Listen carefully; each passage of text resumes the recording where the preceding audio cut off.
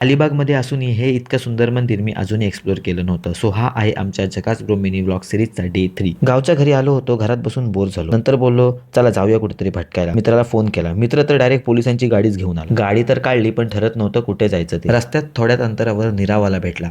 मस्तपैकी थंडगार निरा पिल्ली आणि हिवाळ्यातल्या गरमीत थंड झालो आणि मग ठरवलं की चला आता आवासला जाऊया. मी स्वतः राणे आणि आवास हे राण्यांचं गाव म्हणून ओळखलं जातं.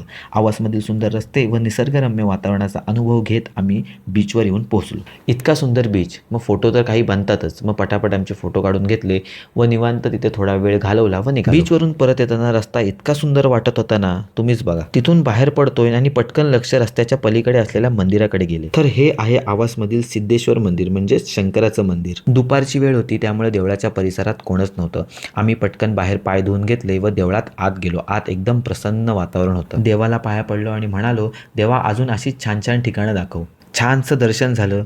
मग मंदिराच्या बाहेर आलो. मंदिराचा परिसर इतका छान होता की तिथून निघावंसंच वाटत नव्हतं. पण भूक खूप लागलेली. सो इथली शांतता तशीच राखत आम्ही तिथून निघालो. सो हा व्हिडिओ पण इथे संपवतो. व्हिडिओ आवडला असेल तर लाईक करा. भेटू पुढच्या व्हिडिओमध्ये. तोपर्यंत टाटा.